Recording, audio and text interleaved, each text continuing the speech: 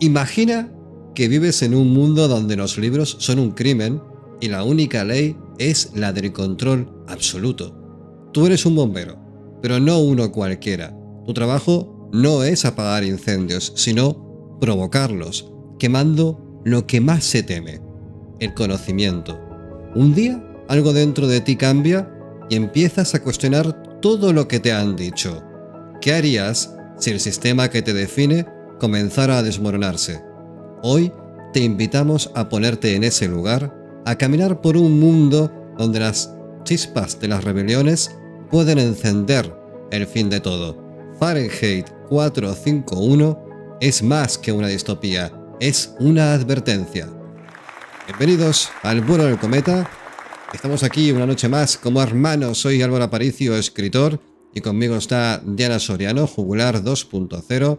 ¿Cómo estás, Diana? ¿Cómo te encuentras el día de hoy? Estoy encantada de haberte conocido y de haberme conocido a mí también. Y acalorada de nuevo. Ha vuelto el verano, que lo sepáis. Nunca se ha ido. 42º certamen de microrelatos del vuelo del cometa. Tenéis hasta el 1 de agosto para escribir y publicar en el Patreon, en la entrada que veréis pública en Chinchetada. Ahí están todas las bases. Tenéis prácticamente un mes. Leeremos al ganador o ganadora el 3 de agosto en el programa de ese domingo. Y al final de este programa, en los asuntos del cometa, leeremos, como es ya tradición desde hace unas semanas, casi meses, los comentarios de iVoox y de YouTube. Y por cierto, antes de continuar, Fantarquía, 29 de noviembre, en La Lenta, Valencia, Barrio del Carmen. Creo que es el Barrio del Carmen. Anda por ahí. Las Torres de Cuart. Va a ser la polla. Vamos a meternos no entréis ya... con el coche, que os multan. Que os multan. Pero bueno, sí. El lugar vale la pena, es muy chulo, ¿eh? Sí. Tú no digas esas cosas, tú haz buena publicidad siempre. Tú siempre bueno, escucha, siempre estamos en el centro de Valencia. No hace ninguna falta venir en coche propio. En transporte público, estamos en el centro. ¿Qué más queréis?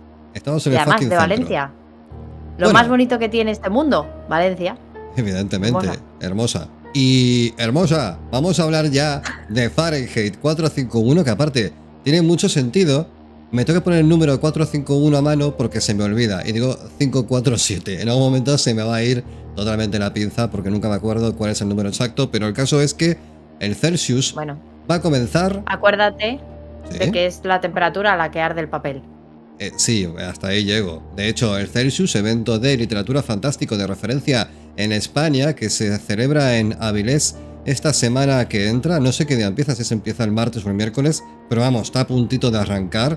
Y de hecho, esta semana publicaremos en la entrevista que le hicimos a Cristina Macía, que es traductora de Canción de Hielo y Fuego y de un montón de libros de Terry Pratchett, y también eje central del Celsius. Bueno, el evento Celsius se llama así, que creo que es Celsius 211, no me acuerdo, porque es la equivalencia de en Celsius, la temperatura que Bradbury propone en Fahrenheit. Así que vamos a arrancar ya, porque venimos con este interesantísimo ciclo de programas sobre distopías y libros relacionados con, bueno, literatura de advertencia, mejor dicho. Hemos hablado de Huxley en el primer programa, hemos continuado con Orwell en el segundo, y ahora en este tercero nos encontramos con Ray Bradbury y, bueno, su propuesta, Fahrenheit.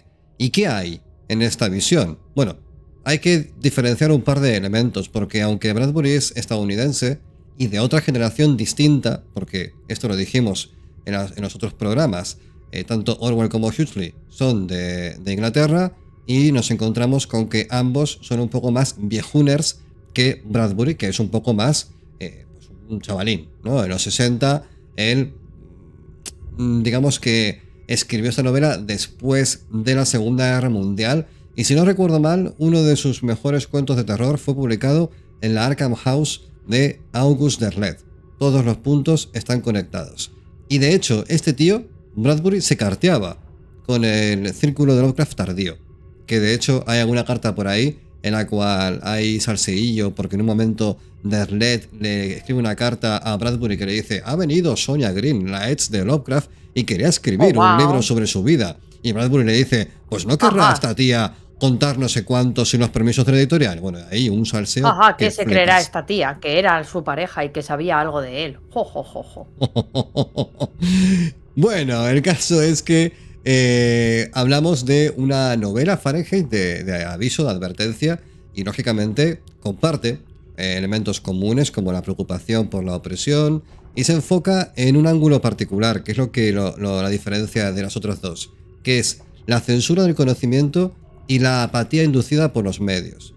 Tiene en común esto, pero lo propone de un modo distinto. Así que, Ray Bradbury, Fahrenheit 451, año de escritura y publicación, 1953.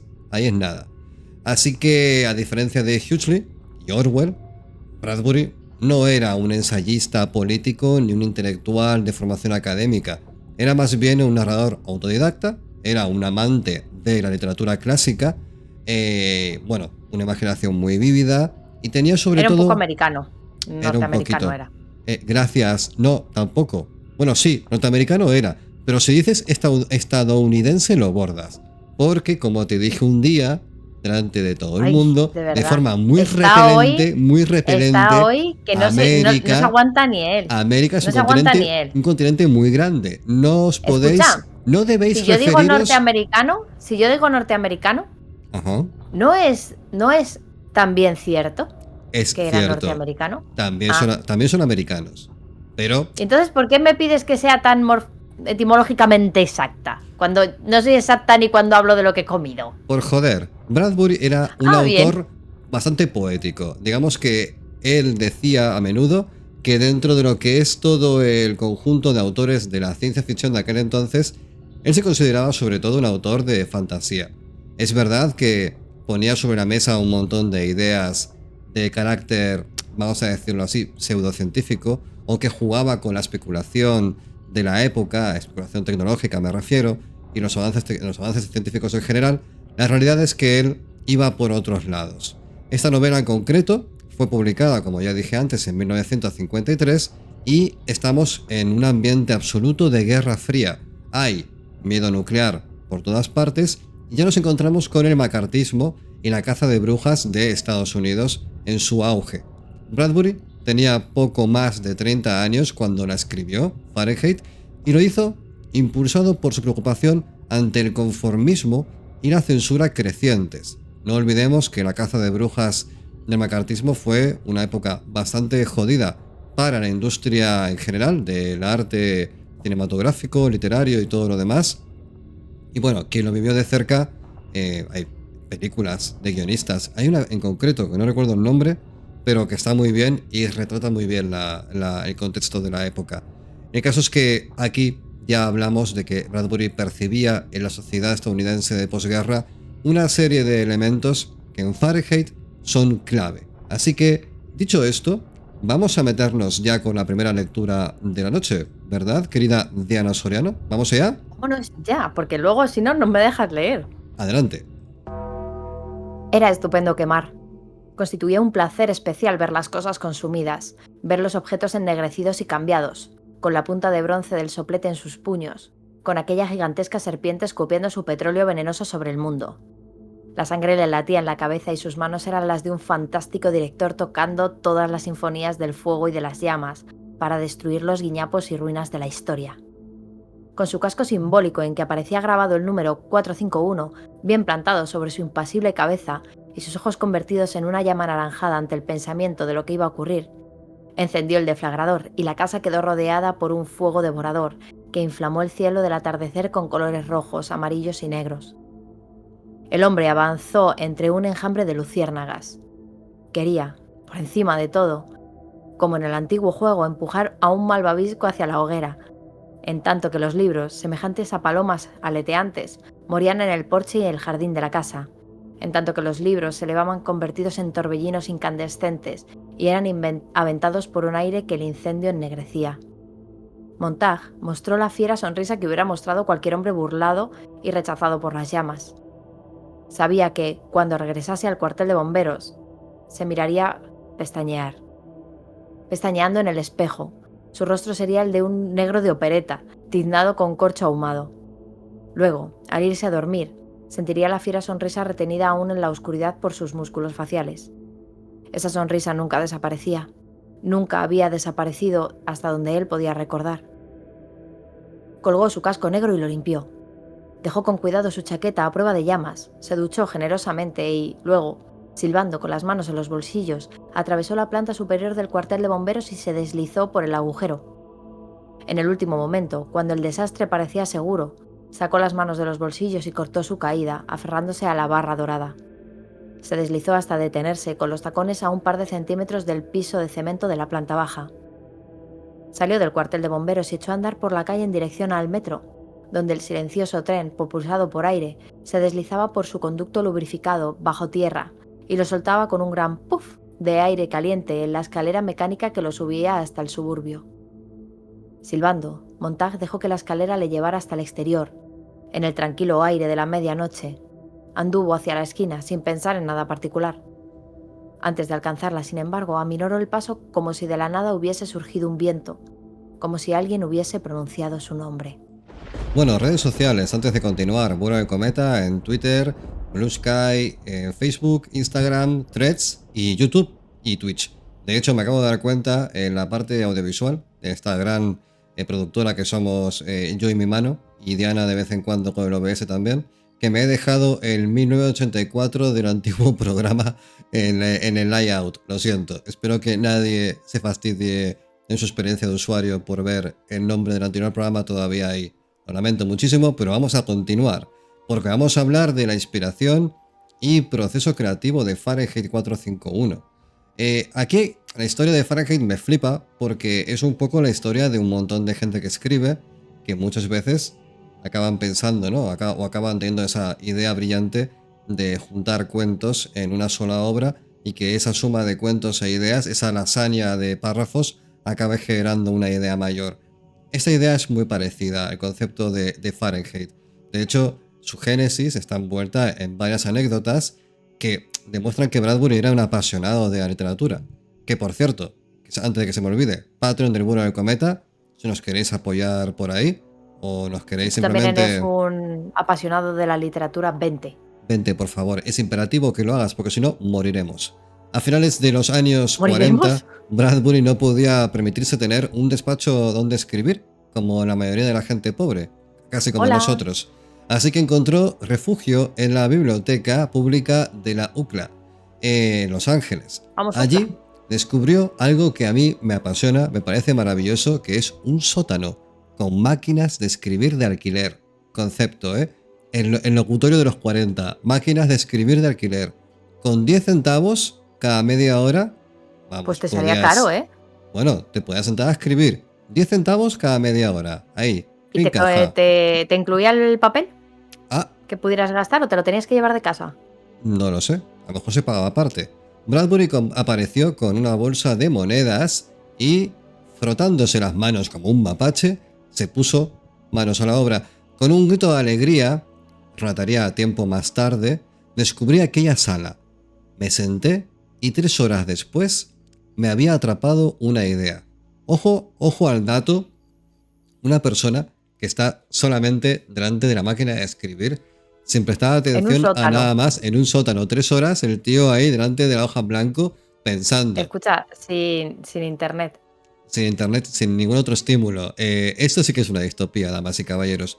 Bueno, esta idea inicial, este proto-Fahrenheit, realmente se llamó The Fireman, el bombero. Bueno, The Fireman o The Firefighter, no sé qué diferencia hay entre ambas palabras, pero el caso es que era un proto-Fahrenheit.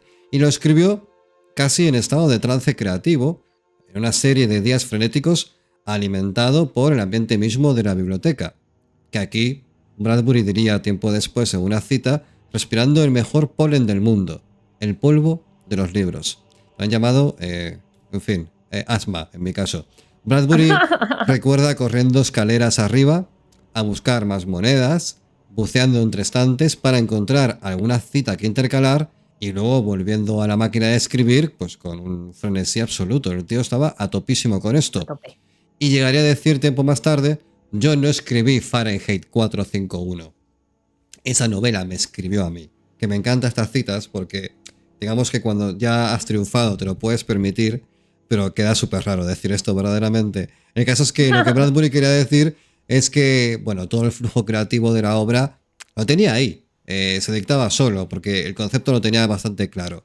Aquel cuento, The Fireman, se publicó en 1951 en la revista Galaxy, pero Bradbury sentía que la historia aún podía crecer un poco más, que a esto me refería antes cuando os decía que, en fin, la suma de ideas hace una novela, y continuó desarrollándola hasta que empezase a surgir este Fahrenheit 451 que se publicó en 1953 y del que estamos hablando el día de hoy.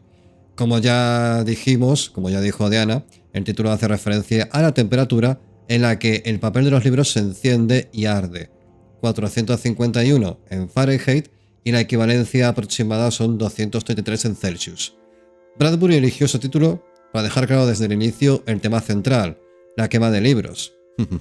Pero nos podríamos preguntar qué inspiró a Bradbury a escribir sobre bomberos que queman libros en lugar de apagarlos. Varias influencias confluyeron.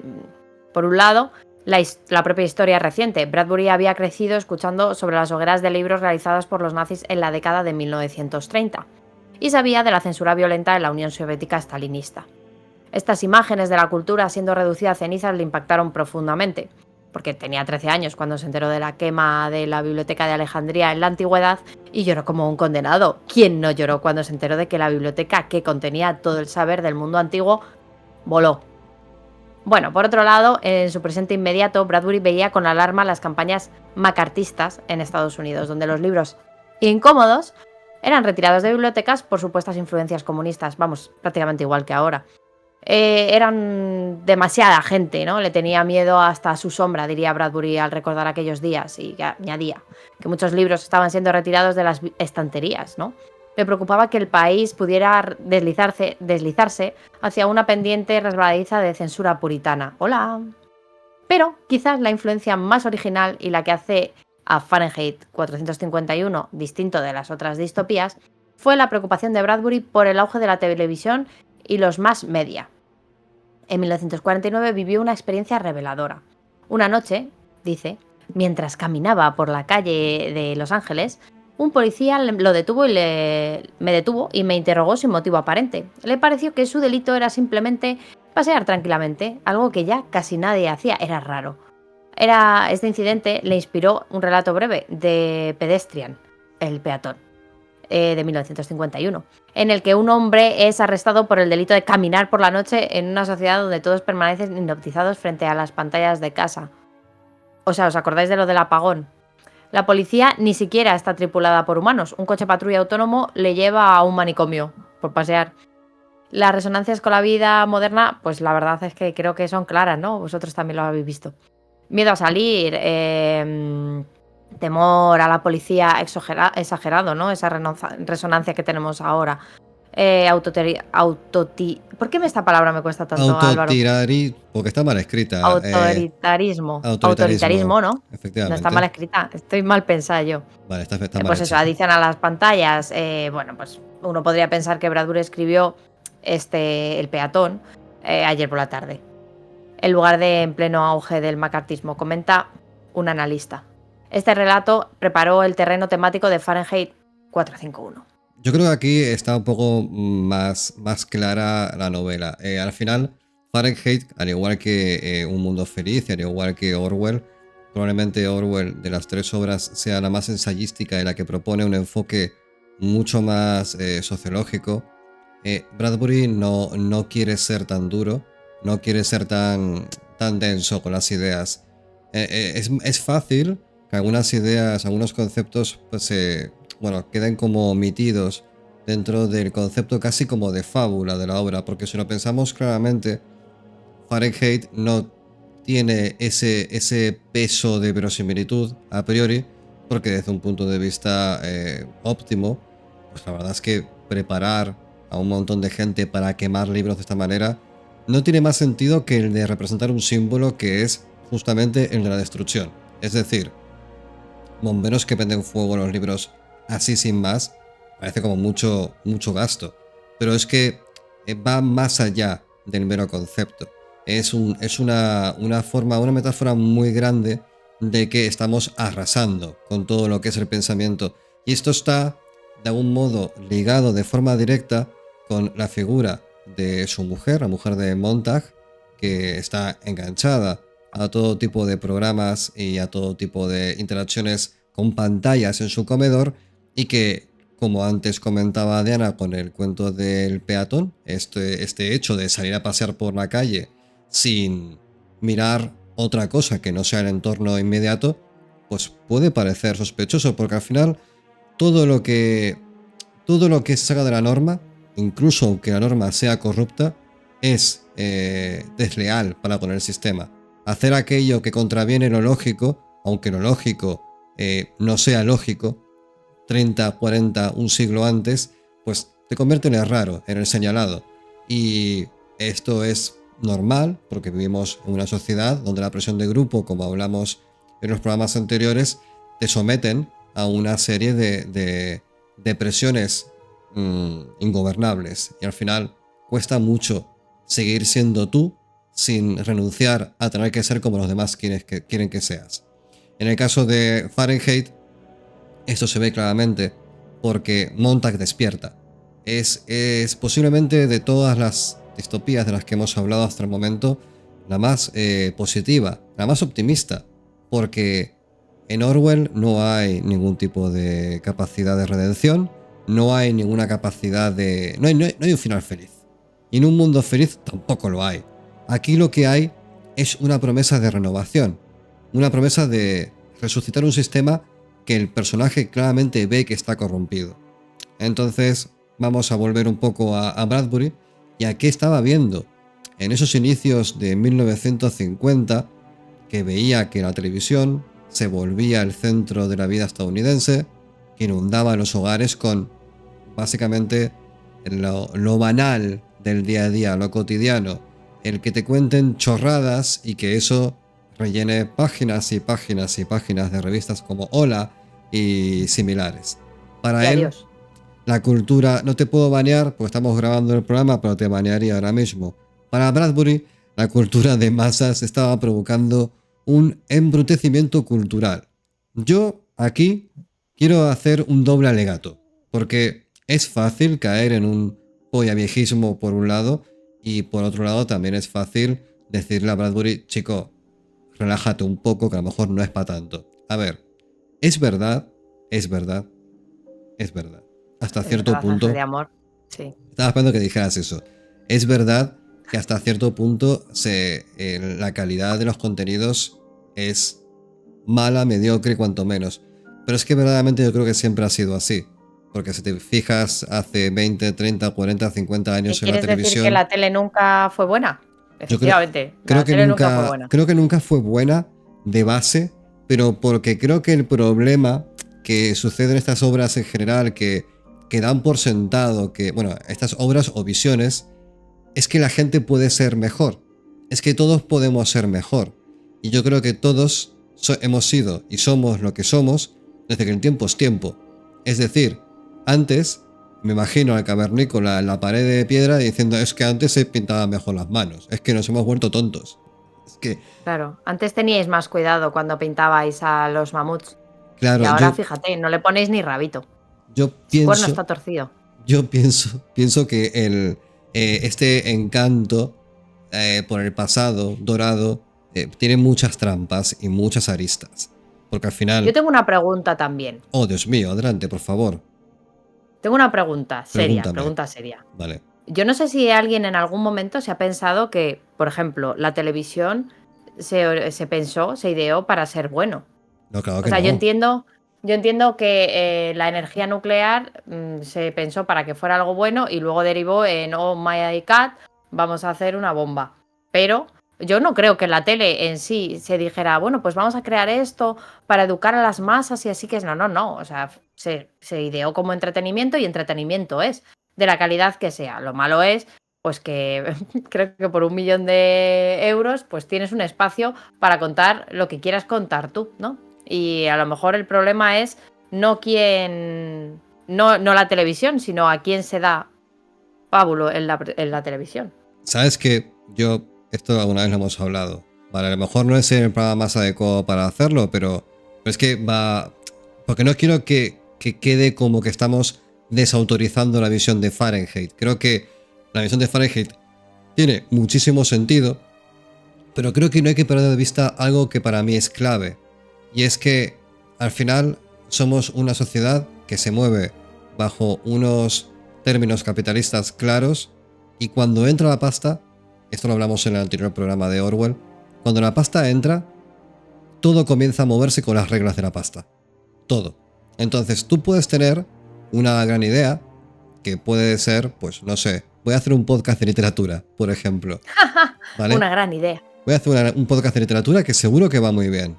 Y te vas dando cuenta que cuando hablas de los temas que a ti te interesan, que no están en connivencia con los temas que más tráfico mueve, te vas quedando fuera.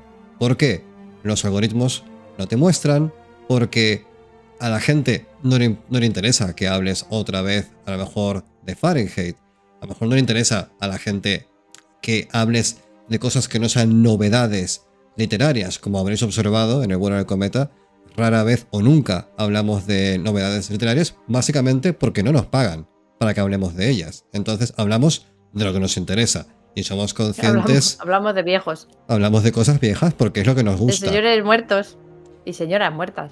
Claro, hay podcasts de literatura que tienen muchísimo éxito porque están en sintonía y van acordes. Hay podcasts de literatura que tienen muchísimo éxito. Álvaro, me estás mintiendo. Bueno, podcasts o medios de divulgación literaria, vale, que hacen una divulgación que puede ser muy válida y que juega con las reglas del mercado.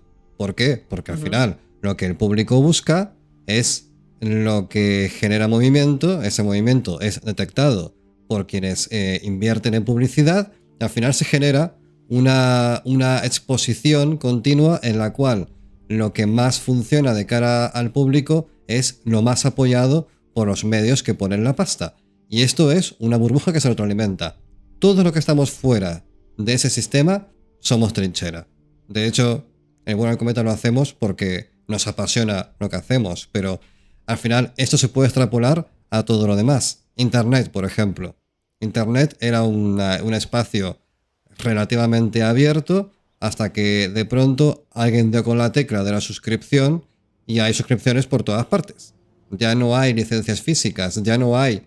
¿Por qué? Porque se han abaratado los costes de producción en aras de, con la medio verdad y medio mentira de que te facilitamos la forma de llegar al software, ahora te lo puedes descargar desde cualquier parte, pero no es tuyo. Bueno, eso es un debate muy largo.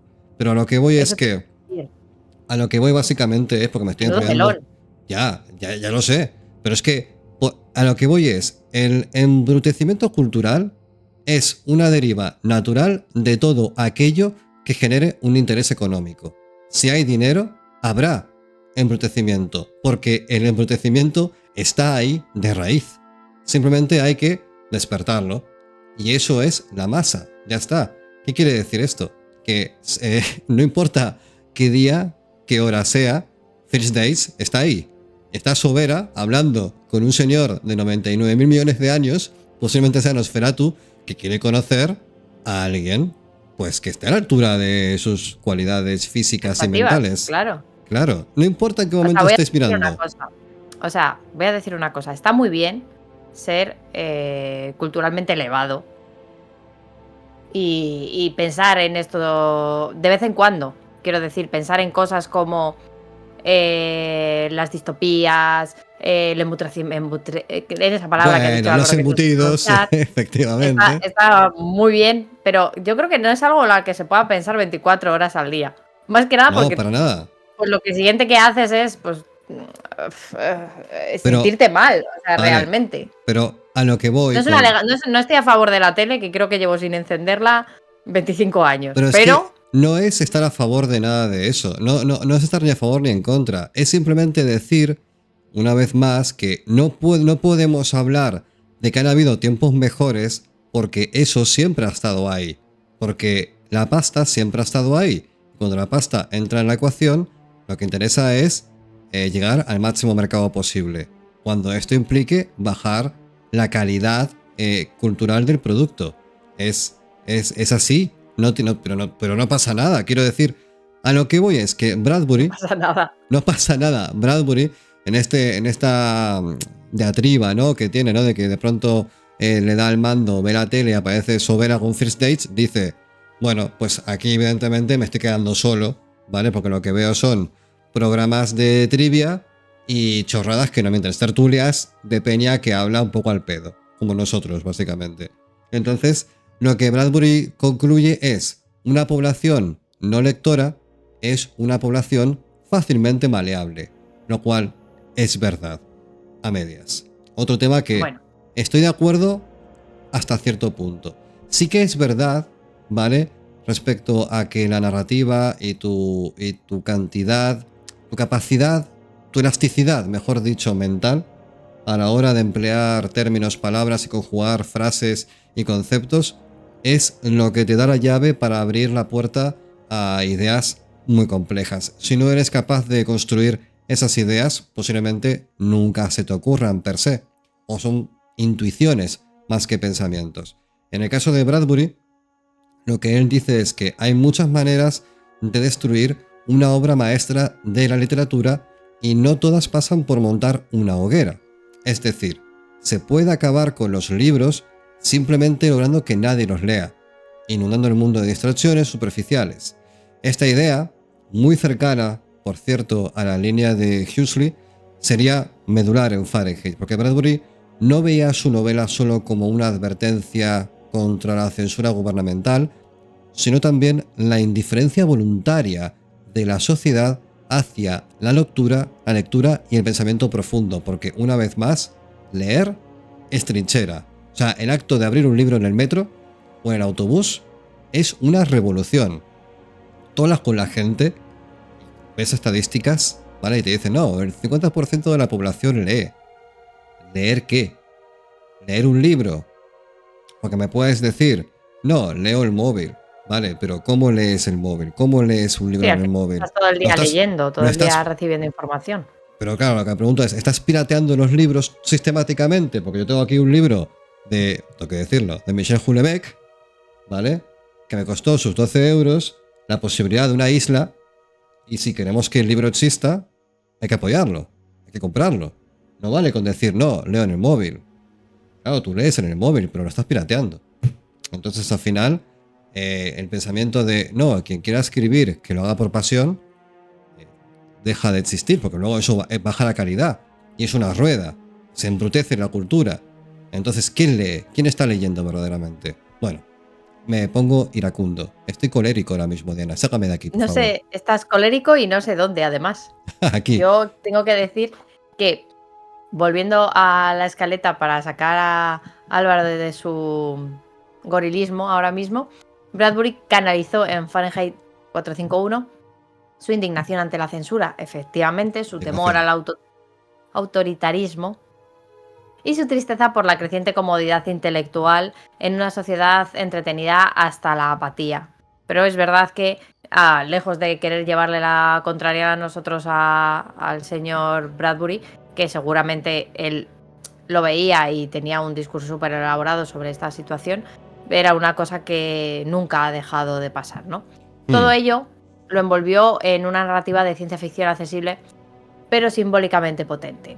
Quiero decir, ¿queréis aprender a escribir como lo hacía Bradbury? Pues tenemos un taller en Patreon que se llama Academia Oscura. Es una academia de terror verdadero que bueno, tenéis que probar. Aquí tenéis a Álvaro Aparicio, que es el profesor. A Hola, mí ¿qué me tal? veréis pasar por allí y por acá molestándole, como siempre. Y bueno, tenéis clases quincenales y bueno, toda una comunidad que os apoyará en vuestras locuras escritoriles. Maravilloso. Hablemos de la quema de libros. La, no- Continuemos. la novela nos sitúa en una ciudad de Estados Unidos indeterminada. No tenemos datos exactos. Se supone que el futuro quizás sea, este futuro quizás sea finales del siglo XX, porque Bradbury tampoco da fechas exactas en ningún momento. El prota es Guy Montag, un bombero. Pero Ay, Guy Montag, Guy, yo qué sé, Montag. En este futuro, los bomberos ya no apagan incendios. Las casas, de hecho, son a prueba de ellos. Así que tienen un propósito muy distinto, que es provocar... Una prueba de bomberos, a prueba de fuego. Te puedes callar, gracias. Provocar incendios para quemar libros. Por orden del gobierno, poseer libros está estrictamente prohibido. ¿De acuerdo? No podéis tener libros en el mundo de Fahrenheit. Si No se puede leer. No se puede leer. Si alguien denuncia que una casa esconde libros, los bomberos acuden a toda velocidad, como los putos geos, rocían queroseno y prenden fuego a la vivienda junto con la biblioteca clandestina, reduciendo a cenizas las páginas y pensamientos. Incluso tiene un lema irónico, que es Monday, Burn Millay, Wednesday, Whitman, Friday, Faulkner. Básicamente, el lunes quema a Millay, el miércoles a Whitman, el viernes a Faulkner. Quémalos hasta reducirlos a cenizas. Luego quema las cenizas. Esta gente disfrutaba con su trabajo, lo gozaban. Sí.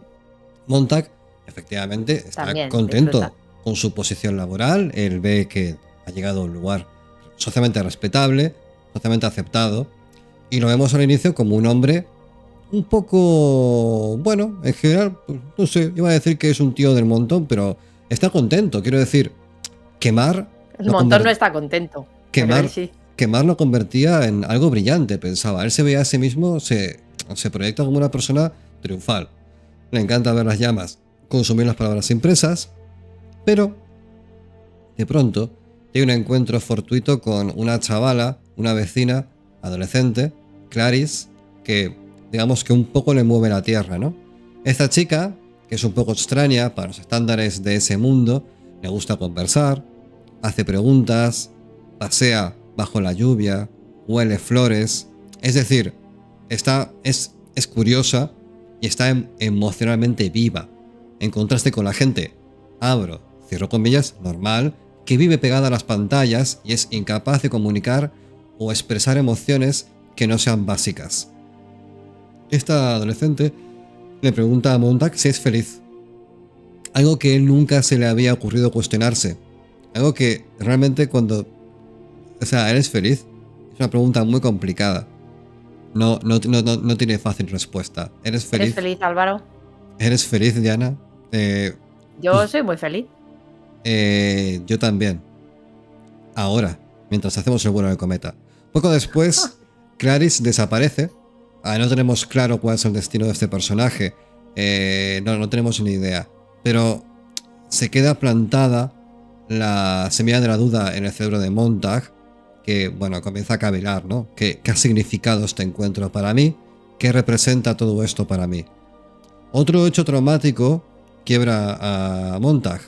En una de las quemas a las que acude, una mujer mayor, una anciana, dueña de libros, decide arder junto a su biblioteca.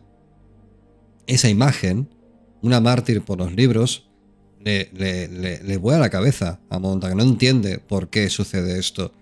Y comienza a sentir una especie de repulsión por su trabajo. Y de pronto una curiosidad por aquello que se supone que debe destruir. Así que de modo impulsivo, durante ese operativo en el cual muere la anciana, Montag decide guardarse un libro.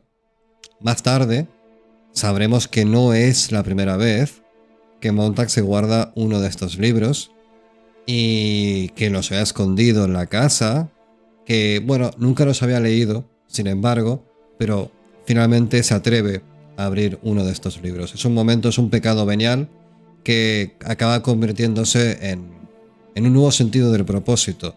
Mientras tanto, en el día a día, conocemos a la mujer de Montag, Mildred, que es el producto típico de la sociedad. Es un elemento perfectamente mediocre, perfectamente engastado en un conjunto de seres humanos que, bueno, viven por y para estar delante de una pantalla sin mayor pretensión, quiere pasar todo el día con los parlantes, que es básicamente salas donde todas las paredes son pantallas gigantescas y ven programas interactivos, absurdos, y está como todo el tiempo ensimismada.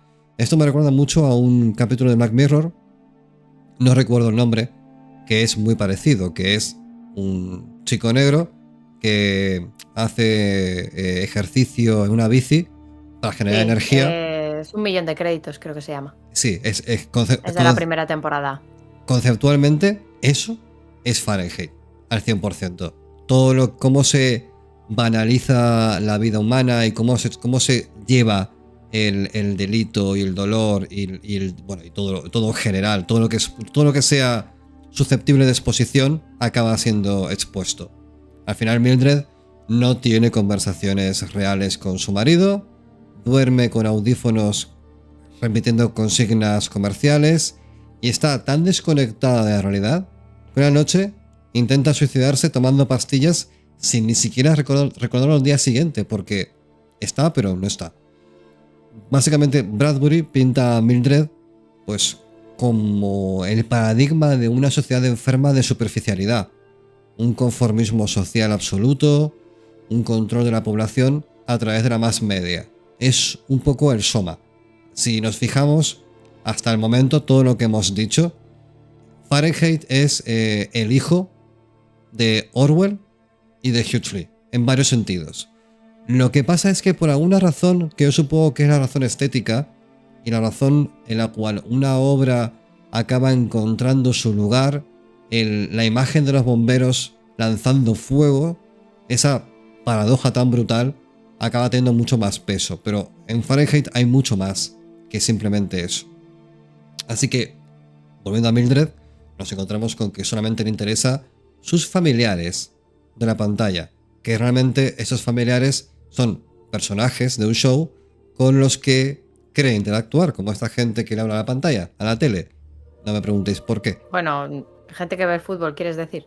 Básicamente. Y por conducir a toda velocidad, que antes no lo he dicho, pero conducir a mucha velocidad en esta novela parece ser uno de los males.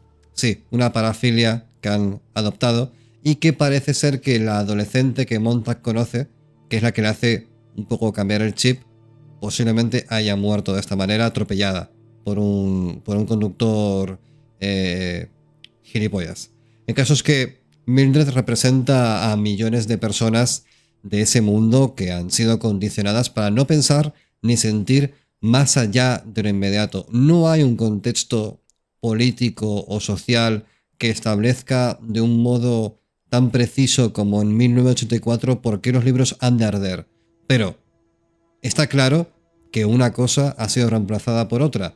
Dicho lo cual, vamos a meternos, si te parece bien, querida Diana Soriano, Jugular 2.0, en otro bloque Yo de estoy lectura. a lo que tú digas. A lo que tú digas. Pues vamos para allá.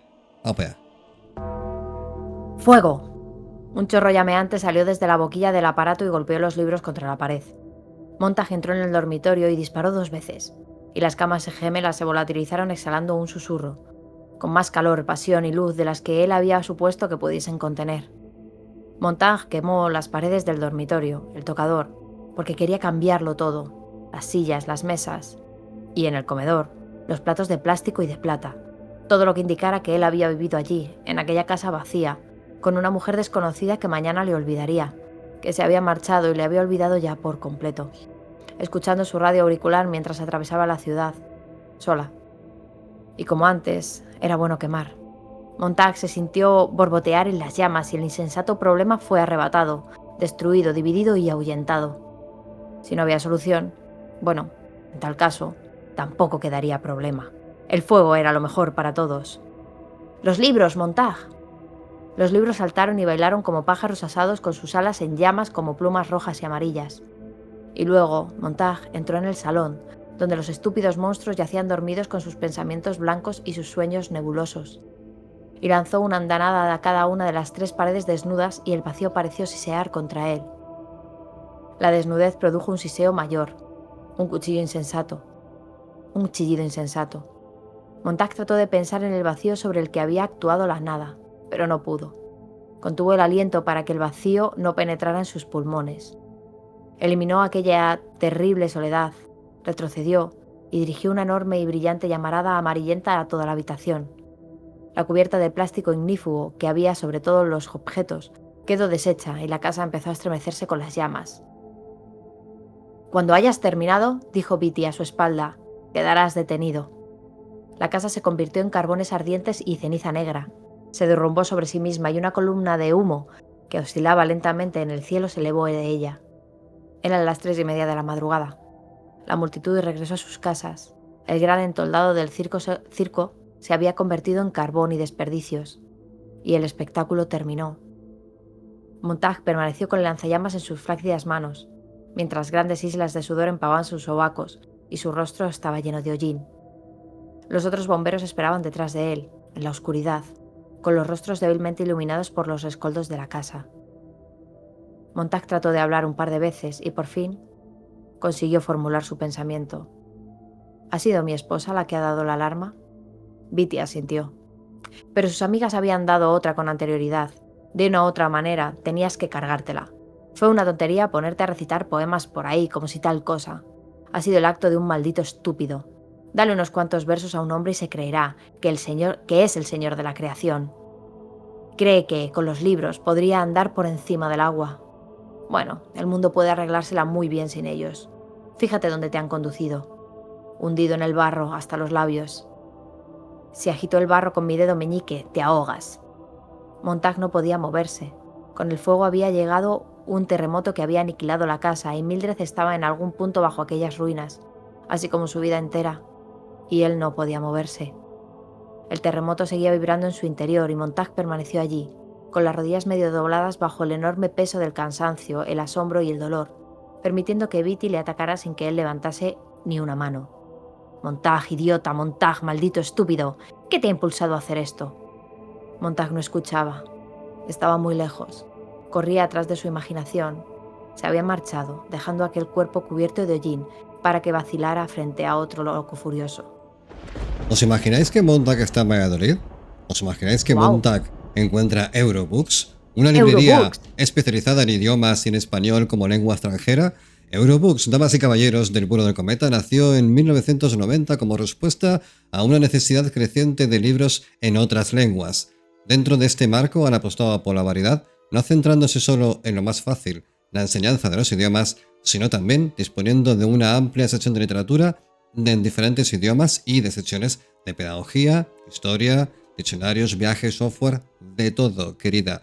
35 años de servicio al cliente avalan su dedicación a la divulgación, el aprendizaje y la literatura, tratando siempre de facilitar el acceso a un catálogo internacional cada vez más amplio. Así que Eurobooks, damas y caballeros, en Valladolid, la librería de idiomas que Montag nunca prendería fuego. Volvamos. Montag, cada vez más inquieto. Bueno, lo que hemos leído antes, lo que ha leído antes la juglar 2.0, es el momento crítico de su detención. Es cuando lo han pillado con el carrito del helado y bueno, no hay mucho más que decir. Está jodidísimo. Así que, claro, Montag, en esta viacrucis por los infiernos mentales internos, busca a alguien que le ayude a entender los libros. Y se acuerda de Faber, un antiguo profesor de literatura que conoció una vez. En secreto, Montag contacta con ese señor, quien vive atemorizado y arrepentido por no haber alzado la voz cuando comenzaron a prohibirse los libros. Juntos, traman un plan un poco... bueno, más o menos, un poco tenue. Sabotear el sistema... Un poco melancólico. Un poco melancólico. Sabotear el sistema plantando libros en casas de bomberos para sembrar la duda. Faber le da a Montag un diminuto auricular para comunicarse. Sin embargo, Montag comete un error, que es la causa por la cual le mete en fuego a su casa. Impulsivamente lee poesía frente a unas amigas de Mildred durante una visita, y estas, horrorizadas como quedaría cualquiera después de que Clark Ashton Smith te lea un poema sobre ghouls que se masturban delante de ti, lo denuncian. Y el clímax sobreviene cuando Montag acude a una alarma de quema y resulta ser, su propia casa. Mildred, aterrada por los cambios de su marido, lo ha delatado y huye. Beatty, el capitán de los bomberos, obliga a Montag a incendiar su propio hogar, libro por libro con lanzallamas. Beatty es un personaje curioso, porque es un bombero oculto que cita libros, pero para justificar su propia destrucción. En un monólogo le explica a Montag el origen del oficio. No fue el gobierno el que un día impuso la censura, fue la propia gente. Según Beatty, con los años la población dejó de querer libros. los consideraba ofensivos o aburridos. Las minorías se quejaban de contenidos, la cultura se homogeneizó a la baja, la televisión y los cómics suplantaron la lectura, así que los libros se volvieron prescindibles y molestos, y finalmente ilegales, para asegurar la felicidad intelectual de todos. ¿Quieres ser feliz? No pienses. ¿Quieres sentirte realizado? No te enfrentes a ideas conflictivas. Ese es el credo. No hace falta la policía del pensamiento cuando nadie quiere pensar, se podría decir, parafraseando un poco a Huxley. Beatty argumenta que, quemar libros mantiene a la gente igual, sin conflictos, ni preguntas, porque somos todos igual de idiotas. Por supuesto, eso es una racionalización de tirano ilustrado, pero encierra la verdad del proceso. La censura de Fahrenheit 451 es, en parte, resultado de la apatía popular, no solo de la imposición estatal. Tengo aquí una reflexión sobre el tema. Cuando la cultura, cualquier tipo de cultura, le ocurre esto, que la gente ya no la quiere, la gente, no un gobierno totalitarista, wow, lo he dicho bien, un gobierno que no quiere que la gente lea, que es lo más habitual que tenemos aquí, ¿no? O sea, que tenemos en el mundo actual, sino que, o sea, ¿quién ha fallado aquí? ¿Quién ha fallado en este libro? Yo creo que ha fallado la cultura. En el momento en el que la gente no quiere leer, no quiere ir al teatro, no quiere consumir este tipo de cosas, quien ha fallado estrepitosamente es la cultura. Bueno, la cultura y los mensajeros de esa cultura. Mira, voy a decir una cosa. Debate. La tengo guardada esta cosa porque en su momento me picó bastante. En el año pasado, el 15 de abril del 2024, publicamos un programa llamado Polémica Sant Jordi, privatizando la cultura del libro.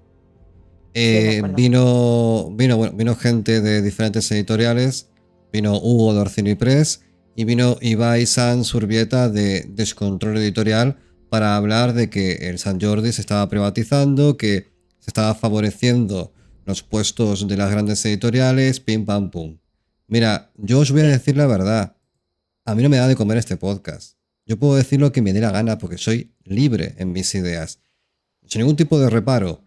Nadie de los no sé cuántos medios que dicen estar comprometidos con la causa literaria y cultural levantó la mano para decir nada.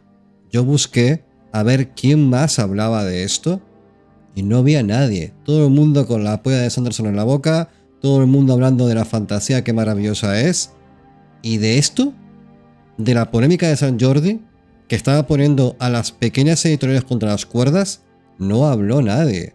Que estaba poniendo y que ha puesto finalmente, porque y que las ha puesto. Nosotros que nos movemos en este mundillo, quizás no de manera directa, pero sí coyuntural. Al final tenemos muchos amigos y muchos conocidos que tienen editoriales y vemos que cada vez les cuesta más llegar a resultados positivos. Yo ya no te estoy diciendo vivir holgadamente. A sobrevivir. Sí, te estoy diciendo sobrevivir. Gente que se plantea esto como un filántropo.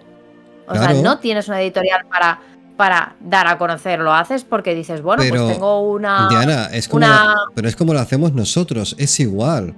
Nosotros, cuando hacemos el vuelo en el cometa, somos filántropos. A nosotros no cubrimos gastos con este podcast. No, evidentemente. No cubrimos gastos. Cuando os pedimos que os hagáis mecenas y nos ayudéis y esto, es porque no tenemos red. Lo hacemos porque nos da la gana. Y no tenemos ningún tipo de expectativa económica porque sabemos lo que hacemos y por qué lo hacemos. Tenemos una determinación moral con nuestro trabajo. Entonces, no hay vuelta de página.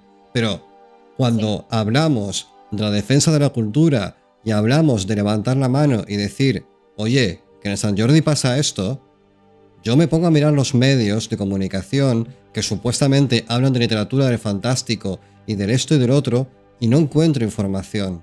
Y si la ha habido, fue muy a posteriori. Porque en el ojo del huracán, cuando yo busqué a ver quién más daba la cara, no se daba. Sí, sobre todo para nombrarle y decir, mira, esta persona o esta entidad no tiene miedo. Pero hay mucho miedo, pues eso, a los que tienen el dinero y a que esos que tienen el dinero pues te lo quiten.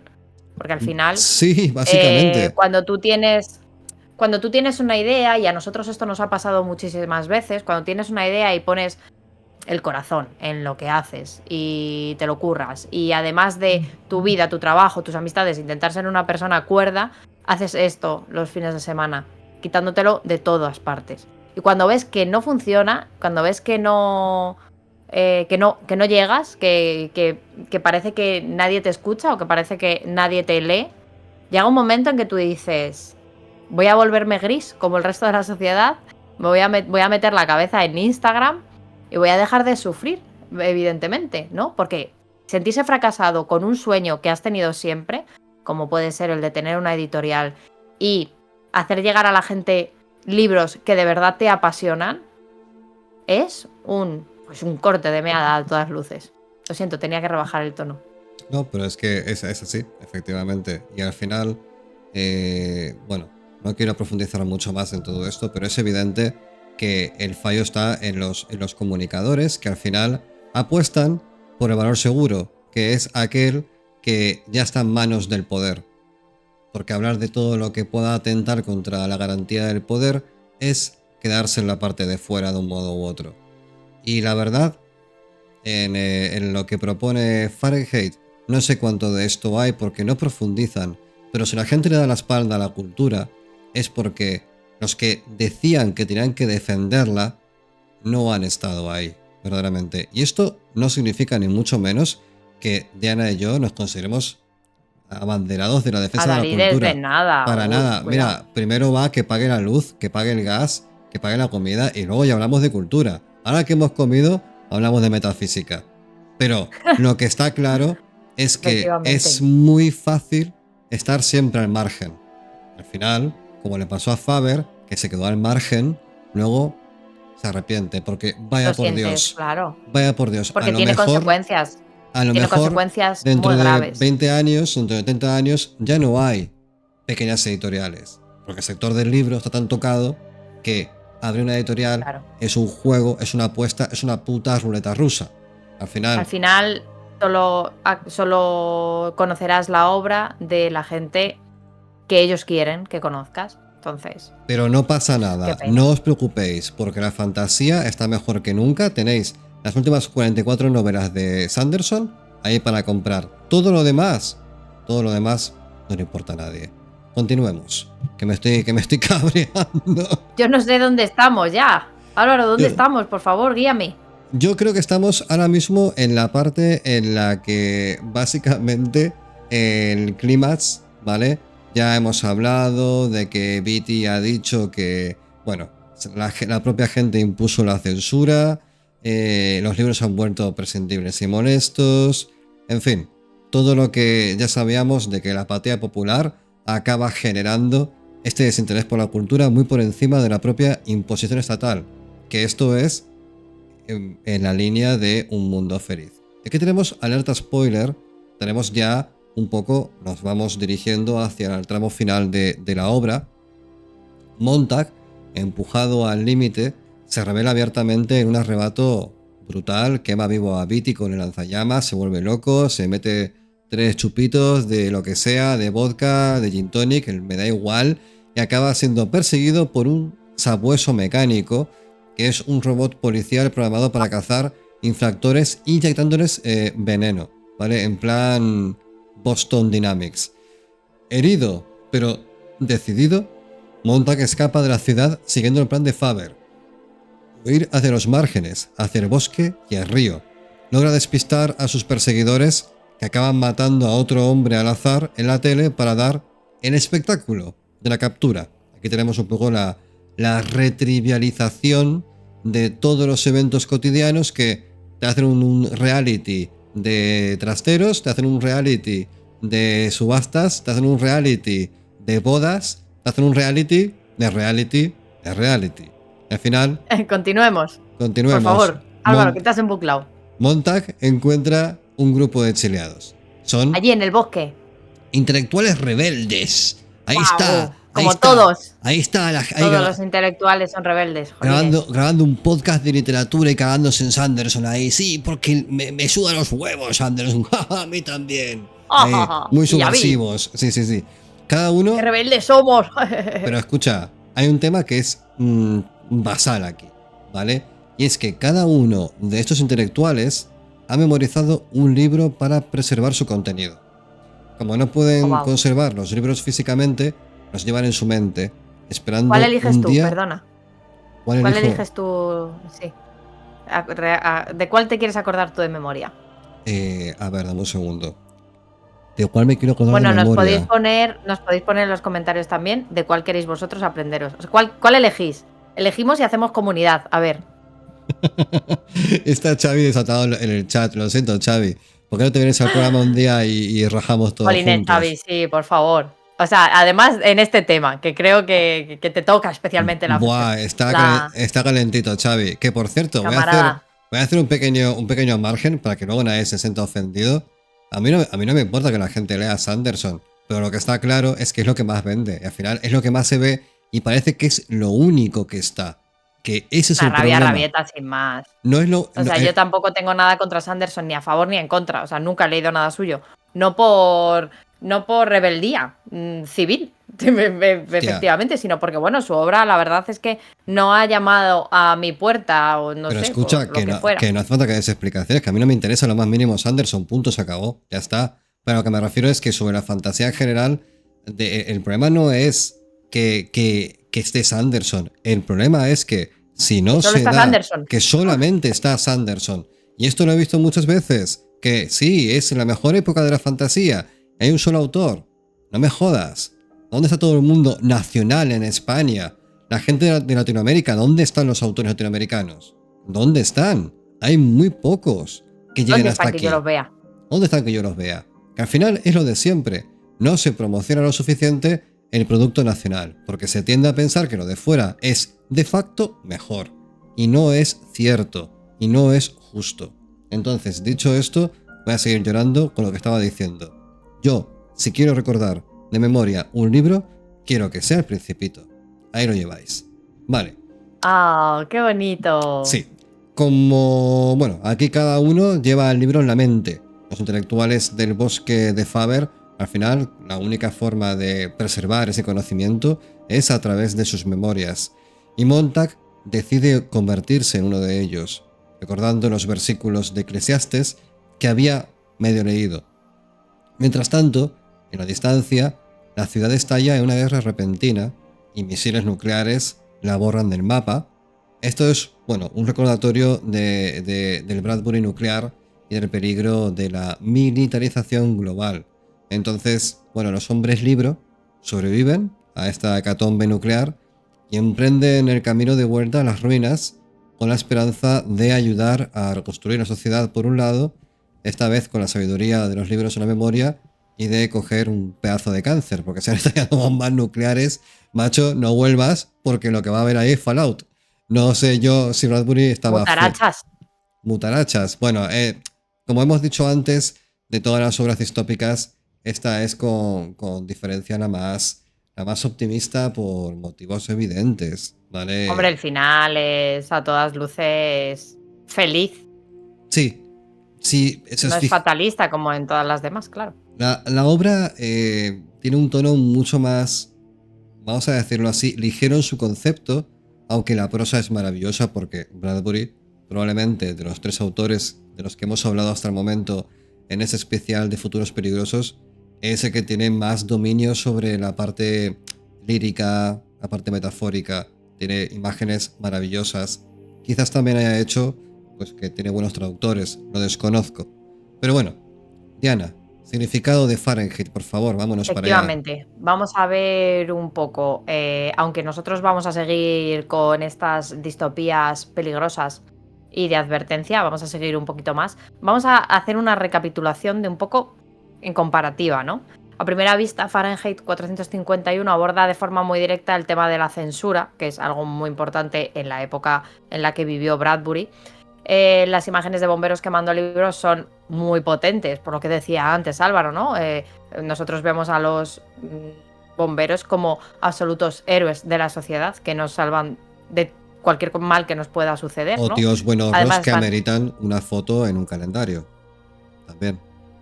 ¿no? No tengo mucho interés en esa faceta suya, pero vale, gracias por traerla. Que te salga. O sea, bueno, te sacan en brazos de la casa, vale, como Ajá. tú lo quieras ver. El caso es que, bueno, las imágenes de estos bomberos que nos ha puesto Álvaro en la mente, pues son el símbolo de la destrucción del conocimiento, ¿no? Ujú. Bradbury invita a valorar la literatura como depositaria del pensamiento libre y complejo sobre todo la autocrítica, ¿no? Cuando Montag le pide a Faber que le explique qué tienen los libros de especial, Faber responde que los libros contienen los poros, los detalles de la vida, ideas sutiles, contradictorias que nos hacen pensar, ¿no? Al eliminarlos, la sociedad se empobrece espiritualmente y, sin embargo, como el propio Bradbury aclaró con los años, reducir Fahrenheit 451 a un simple alegato contra la censura gubernamental es quedarse muy en la superficie, ¿no? La novela también explora la autocensura social y la distracción masiva como instrumentos de opresión, ¿no? Yo me El quedo capitán. ahí, yo me quedo con eso, de la novela. Sí, sí, la verdad La es que sí. autocensura social. A mí es que la parte gubernamental y todo eso, la imagen de los bomberos, para mí es atrecho. Es un poco el vehículo estético de la obra, pero lo que realmente está es en que la gente decide dar la espalda a la cultura. Que Sí, sí. es peor que un mundo feliz, porque donde tienes un plan programado. Aquí no hay un plan, aquí es que la gente da la espalda a la cultura. Sí, bueno, yo creo que es una falla mutua. O sea, la cultura ha fallado, evidentemente, a la gente que no ha sabido buscar o sea, ahondar en sus intereses y darle algo que realmente les remueva por dentro. Y al final la gente también le ha fallado a la cultura no apoyando, ¿no? Porque al final decimos muchas veces eso de apoyar a la cultura. Pero ¿la cultura para quién? O sea, la cultura tiene que ser al Claro, final para todos, me la refiero. cultura tiene que ser para todos y la cultura como concepto de gratuidad absoluta es una utopía. No, eso no existe. Al final la Bueno, a cultura, ver, estamos en un sistema capitalista. a Gratuidad eso me es refiero. imposible. O Por sea, cierto, no puede ser. escúchame, Dime. intelectual, subversiva, memorística, ¿qué libro guardarías en tu cabeza? Yo, Que por cierto no puede ser muy grande porque tienes la cabeza muy chiquitita. No puede ser un libro muy que soy grande. como un Doberman. Quiero que lo sepáis. Tengo la cabeza chiquita y es que a veces me vuelvo loca por eso, porque me aprieta el cerebro. Pues, ¿qué libro guardaría yo? O sea, yo ¿Sí? no quiero ser. O sea, quiero ser pelota. Quiero ser pelota. El Códice Nocturno de Álvaro Aparicio me No me guardaría yo. jodas, por favor, no te guardes esa mierda. Guárdate un libro de verdad. No me da la gana. Quiero ese. ¿Qué guardaría yo? Pues probablemente. Uf, me lo pones muy Si complicado, hablas ¿eh? al micrófono, lo petas, porque esto es un podcast, querida. Me lo pones mega complicado, Bueno, pues amigo. piénsalo y luego continuamos Eh, con la idea. vale. Bueno, pues sigue tú y voy a buscarlo. Ah, no, ¿qué voy a buscar? Déjame. Ya he elegido, Códice Nocturno. Pero si no existe ese libro, no Eh, está publicado en ninguna parte. Bueno, da igual, continúa, no te rayes. Ay, qué pesadilla, por Dios. Bueno, vamos a continuar. El control de población a través de los más media. Sí, gente de YouTube está enseñando un libro que publiqué hace, ¿cuánto? 4 años y que se despublicó por problemas legales. Ese libro no existe a día de hoy, es un abstracto, es un unicornio, es un concepto. Bueno, a ver, ¿dónde estábamos? Déjame. aquí estábamos hablando del Bueno, más media. vale, el control de la población a través de los más media, es decir, que es central en Fahrenheit 451, la televisión en la novela no es obligatoriamente vista como en 1984, ¿no? Sino que la gente está voluntariamente enganchada a ella. O sea, no Mm. es que en 1984 el televisor emite un pitido horrible que te graba y tú tienes que ponerte delante a hacer ejercicio o a ver lo que toque en ese momento. No es obligatorio. Tú vas solícita a la tele, ¿no? Mildred, la esposa de Montag, esa señora nada, que es una cosa ahí como un muñeco, personifica esta alienación voluntaria, ¿no? El mundo gira en torno a los shows interactivos, vaguos, proyectados en muros gigantes. Tú estás en una habitación y esto en todo su ¿Tú esplendor, te rodea te en imaginas 360 que grados. te despiertas de pronto, te has tomado 14 de azepams, ¿vale? Pero no es suficiente porque tu vida es muy complicada. Como la llamada del más media Y son las 4 de la mañana y dices, hostia, que está Arguiñano, tengo que ir a mirarlo. Y te levantas ahí con el albornoz, ahí a ver a Arguiñano, haciendo unas lentejas de puta madre, y dices, esta es mi vida. Yo he ¿Pero venido luego te va a aquí... traer las lentejas Arguiñano o no? No, por supuesto que no. Tú le Quiero decir, hablas, se va a abrir tú le una hablas... pantallita y No, va... ¿No? no. Tú le hablas y le Tú le dices, hablas y dices... échale perejil a las lentejas, Arguiñano, Dice, ¿sí? tú sí que me entiendes, Arguiñano. Tú sí que estás ahí para mí todas las putas noches. Gracias, bro. Y Y Arguiñano así. te dice a ti y al otro 1,5 millones de habitantes de tu ciudad, claro que sí, guapi, estoy contigo.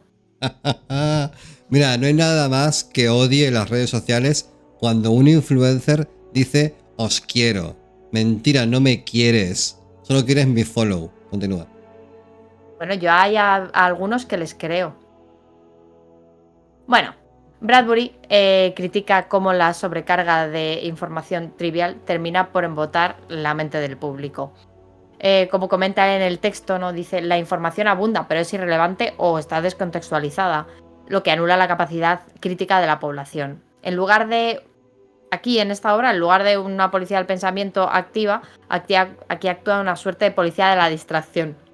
La población está tan saturada de entretenimiento que se vuelve apática e indiferente a todo lo importante, ¿no? Esta situación es inquietante, cercana a la realidad contemporánea, donde noticias falsas, torrentes de datos y ocio ilimitado suelen hacer difícil distinguir pues, lo significativo de lo banal. Bueno, no es que iba a hacer un speech sobre leer libros, pero es un podcast de literatura. Creo que lo tenéis bastante sobado ya, este tema. Hablemos de otra Ajá. coincidencia temática con Huxley, el uso de drogas o fármacos para evadir la realidad. En Fahrenheit, aunque no hay una equivalencia al soma, vemos que Mildred y otras personas recurren a píldoras para dormir, calmar la ansiedad. Bueno, es gente que tiene problemitas que gestionar. Hoy podríamos Graves. interpretarlos con los antidepresivos, los ansiolíticos, eso que te tomas una pastilla para todo. De hecho, en Sí. nuestras sociedades actuales, Guay del Uruguay. uno de cada 8 personas toman antidepresivos. Se ha Oh, señalado wow. en parte Ya. para soportar el estrés de la vida moderna. Bradbury, la vida moderna, gran podcast. Bradbury Oh, wow. claramente insinúa que la Mejor felicidad programa. sintética de su sociedad conlleva una gran dosis de automedicación y negación de los problemas. La droga como respuesta para todo. Wow. Bueno, actualmente también es la droga como respuesta para todo, o sea, me refiero. No, yo siempre estoy hablando de que... Es Estoy que... triste, dame tal. O sea, no Claro. puedo dormir, toma cual. En fin, las enfermedades. O sea, bueno, ya no las llamaría enfermedades, las inquietudes sociales en el sentido de a dónde vamos, ¿no? El precio del alquiler, el precio de la comida, todas estas cosas que tú te echas en la cama después de trabajar y dices, no puedo más con la vida. ¿Queréis Mira ver como Álvaro una, ahora mismo, no puede ¿Queréis más con la vida. ver una auténtica distopía apocalíptica? Vamos a abrir Idealista. Un segundo, Idealista, ¿eh? No, ¿No? Y no, vemos por cuánto favor. está el precio de la vivienda en cualquier parte de cualquier ciudad que no sea un descampado Fallout. Nada, imposible. Que no sea Bueno, la ciudad esta de, de Fahrenheit, de que Fahrenheit. Bueno, está radioactiva, que brilla por la noche. un elemento interesante es que Bradbury al final de la novela deja un resquicio de esperanza más claro que sus homólogos Orwell y Huxley. Los hombres libro representan la resiliencia del conocimiento y la memoria cultural. Aunque claro, es verdad que Montag se leyó su libro a medias, así que a saber qué coño acaba reproduciendo. Es como los monjes medievales, ¿no? Que están ahí transmitiendo a Aristóteles a su manera, pues un poco se preserva de aquel modo. Es muy romántico, es una idea muy bonita en el fondo, que de lo que habla es de transmitir historia. Porque al final los libros que transmites pueden ser por varios motivos, ¿no? O sea, tú has dicho el Códice Nocturno porque eres una groupie, pero yo he dicho El Principito porque me parece una obra histórica. Por muchas razones, A ver, algún día haremos un programa del Principito. ¿Qué? yo te puedo decir que esto lo he hecho totalmente para hacerte la pelota. Tampoco sé por qué te hago la pelota, la verdad, Yo pues no te tampoco... aguanto. No sé, a mí no me caes bien, ni Ni me siquiera. pagas, ni me No, pagas siquiera. Pero bueno, lo no. tenía por aquí y creo que realmente si yo tuviera que elegir un libro, no elegiría un libro, porque yo elegiría cuentos. O sea, creo que es mucho más. Es mucho más útil los cuentos con moraleja que se han contado desde el inicio de los tiempos alrededor de las hogueras. Y creo que ese sería un cometido más ajustado a mis gustos. Pero si tengo que elegir un libro, elijo Roverandom de Tolkien. ¿Qué? Roverandom de Tolkien. ¿Qué? ¿Qué es ¿No eso? lo has leído? No. ¿Qué es eso? ¿No? No. Pues es un libro sobre un perrito, es un cuento, es una novela corta que escribió Tolkien y es muy bonita. Luego, si quieres, te cuento más. Vale. No sé si me interesa, pero ok. Vamos a continuar con esto. Hemos acabado, verdaderamente. La pregunta es, querida Diana Soriano, Juglar 2.0, la verdadera pregunta es, ¿los libros como concepto? Y cuando hablo de libros, no hablo solamente de un PDF infame que te has encontrado en academia.edu o de un grupo de Telegram pirata y cosas por el estilo. Hablo de esto. El concepto de libro, de objeto, de ceremonia, ¿vale? Como tal. Realmente, ¿hasta qué punto aquí está un poco la puerta de salida a situaciones mentales que no quieres, en las que no quieres participar? ¿Esto es la ceremonia de los raros? ¿Esto es la trinchera de los que están condenados a un tipo de soledad? ¿Qué es esto? Yo lo pienso, muchas veces. Porque leer no tiene nada de extraordinario. No tiene nada. Todo el mundo sabe leer y todo el mundo sabe escribir. No tiene nada Sí, pero no todo misterioso. el mundo tiene la capacidad de... Yo creo que al final esto es un poco, en general, todo. O sea, o sea, este es un concepto del todo. La gente no tiene esa capacidad de compromiso de sentarse a leer un libro con esa idea que ha tenido el autor, ¿no? Con esa ansia de entender lo que quería decir el autor. Entonces sí, es verdad, todo el mundo sabe leer, todo el mundo puede leer y no hay mayor misterio que sentarse y ponerse. Pero qué fácil es perder esa complicidad, ¿no? Con el libro y esa manera de estar... Acabo de decir la palabra y se me ha olvidado. Bueno, te quiero un montón, pero vamos a pasar a Total. los asuntos del cometa. No, quiero decir una cosa. Y al final, esa misma falta de compromiso con leer un libro es la falta de compromiso con tu clase social, la falta de compromiso con unas ideas, la falta de compromiso con un proyecto. O sea, todo es la falta de compromiso al final, el individualismo al que nos dirigimos. Inevitablemente estamos más conectados que nunca y aún así también más desconectados que nunca. Yo pienso que quiero abrir el vuelo del cometa en iVoox para ver los comentarios y no me va iVoox ahora. He decidido que ¿Quieres iVoox que no lo va. abra yo? Vamos a pasar, damas y caballeros, hemos acabado ya lo que es Fahrenheit.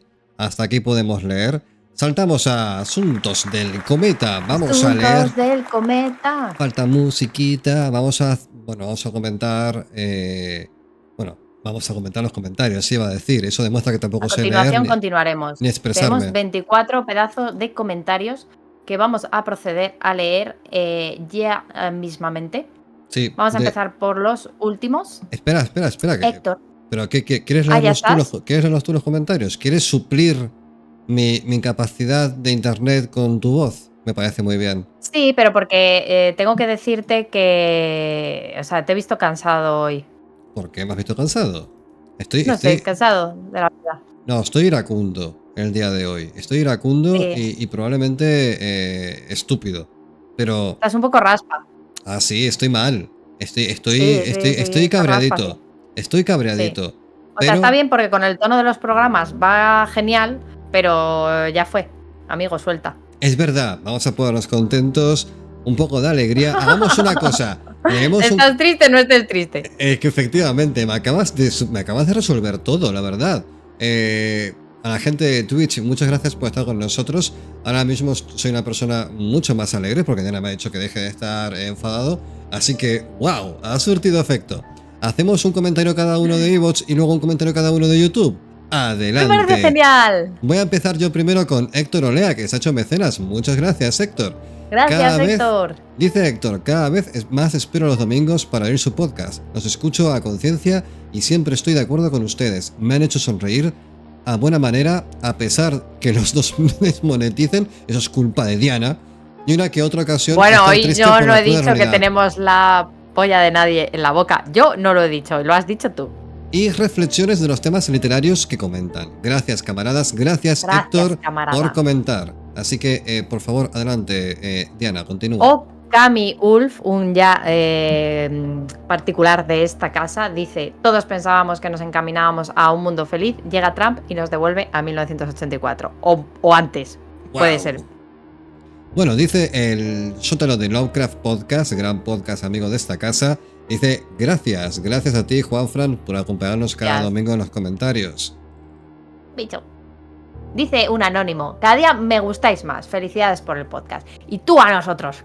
Sí, te comemos la puta boca. Y dice... Que no nos digas palabrotas, de verdad. Mira, estamos desmonetizados porque hemos hablado de un montón de conceptos. Mira, escúchame, que en YouTube no puedes decir nada que sea mínimamente malsonante y simplemente mi voz ya suena mal.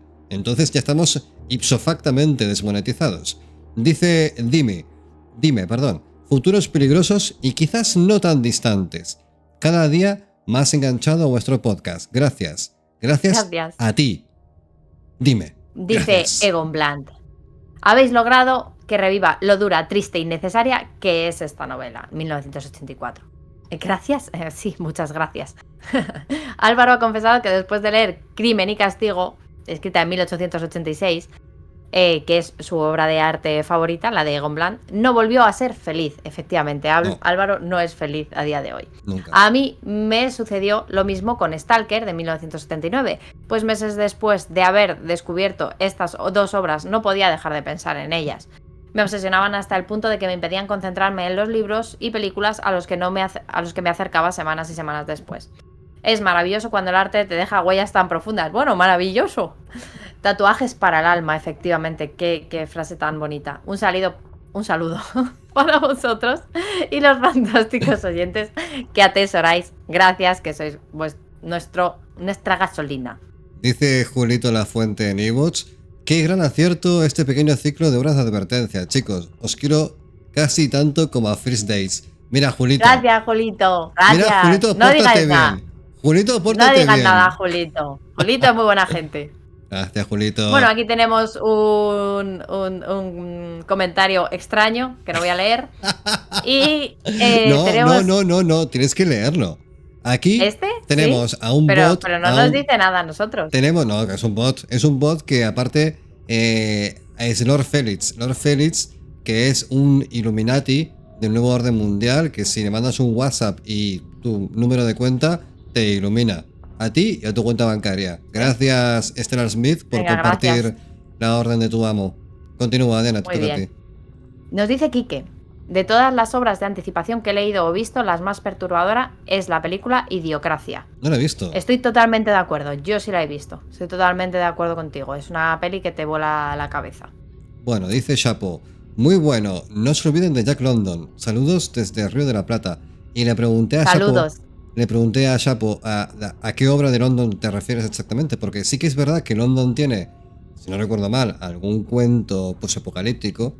Recuerdo uno solamente, de hecho, pero no sé realmente, o como concepto general, Jack London algún día lo veremos, más que nada porque tiene una novela que es básicamente en la vida de Diana, que es Colmillo Blanco. Esa novela, algún día, su biografía, algún día... Me encanta. Ese libro me lo regaló mi amigo Mario y me dijo: te lo tienes que leer. Y yo dije: luego. Luego, vale. Guapísimo libro. Vale, Jorge Harley dice: me encantan estos programas de advertencia. Yo recuerdo que me los hicieron leer en el instituto, tanto en 1984 como Un Mundo Feliz, y aún los conservo. Un saludo y seguid así. Muchas gracias. Y bueno, qué buen profesor tenías, ¿eh? O sea, un tesoro ese profe. Dice Vocerildo, sigue siendo muy angustiante revisitar 1984. Es de esos libros que sabes que te rompen algo por dentro, te encogen las entrañas y te pellizca en el corazón.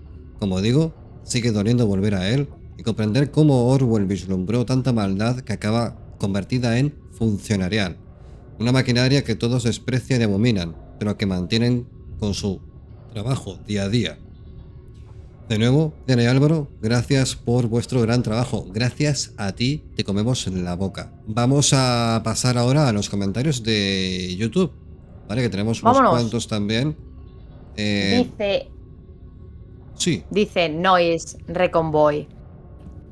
Buenas, vuelo del cometa. Gracias por el programa. Ahora no puedo verlo porque estoy leyendo el libro. En cuanto lo termine daré un vistazo. Aquí estaremos. Mientras tanto, les dejo un like, muchas gracias y un saludito.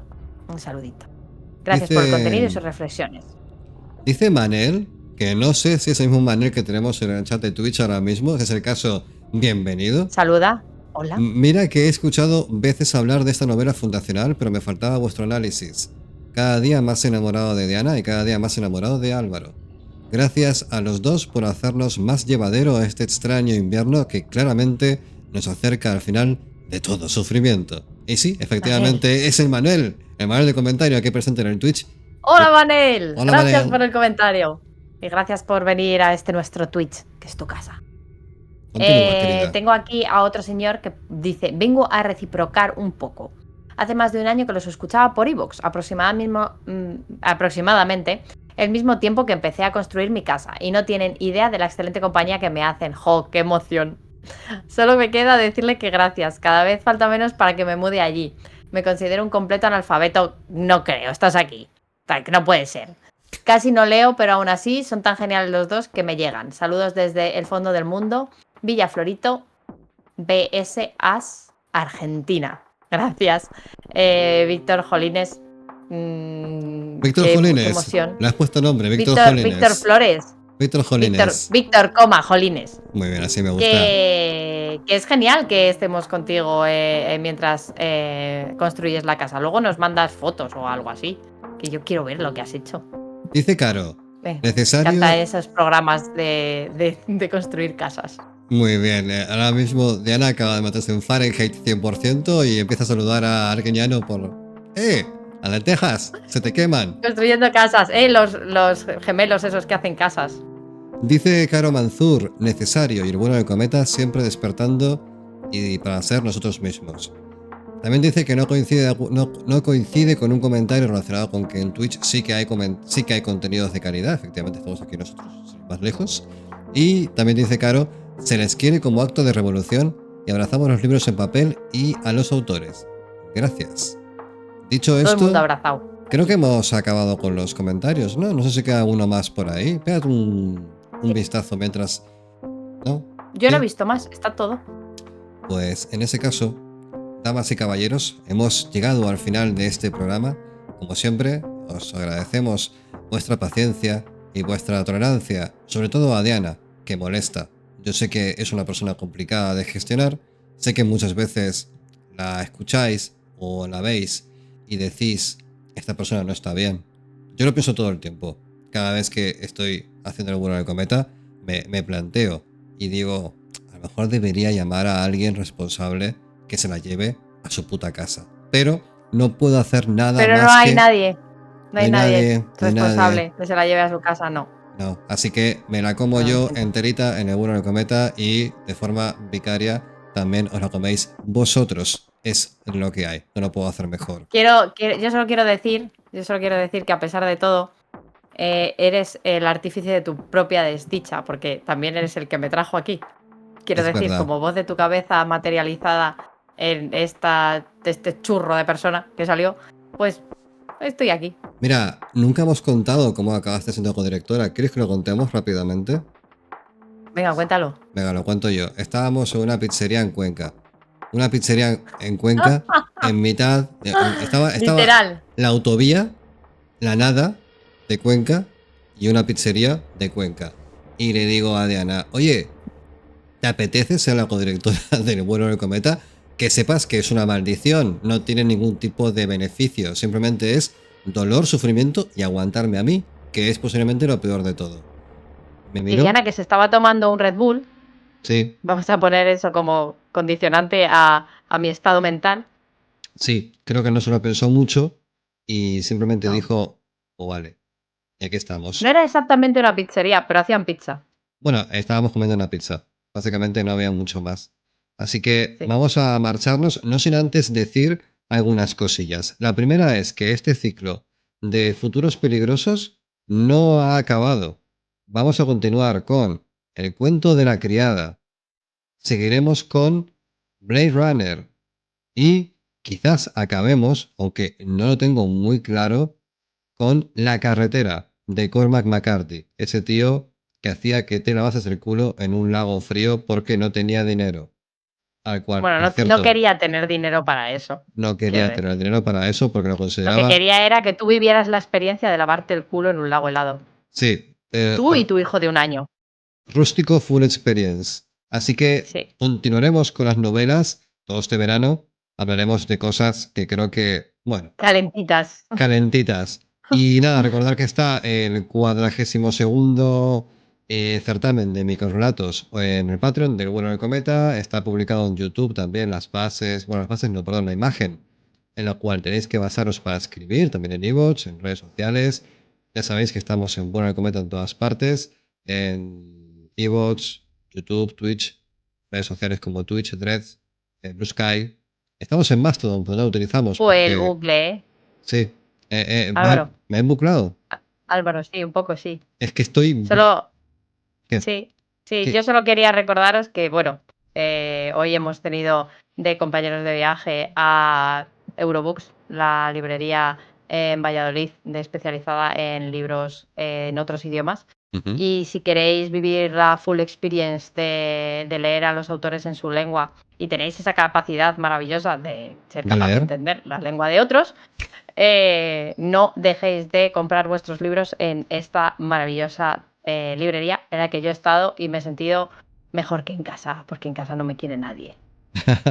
Es verdad. Bueno, vamos a irnos ya. Os queremos un besito. He dicho os queremos, me podéis odiar. Soy como ese influencer que se odia. Ah, ese influencer no influencer, que no influye en nadie, No influye en nada.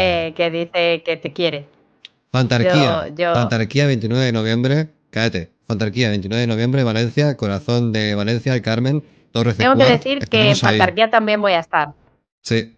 Por joder, básicamente. Sí, va a estar Fantarquía también. Seguramente hagamos partidas de rol. Yo lo dejo caer. Bueno, ya está. Voy a chapar esto, ¿eh? Asuntos de Cometa finalizado por hoy.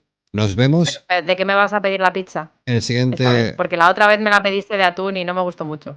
¿De qué la quieres? De queso. Joder, de verdad, en serio. Es que yo contigo no puedo. ¿La quieres carbonara? ¿La quieres con pepperoni? ¿La quieres Carbonara me con... gusta. Pide Carbonara. una Sí me carbonara. gusta. Vale, pues ya está. Bueno, es que a ti no te sienta muy bien, pero la verdad es que me da igual. Bueno, está pedida. Vamos a cenar. Gracias. Vale, un Vamos. besito. Chao, Adiós. chao. Adiós.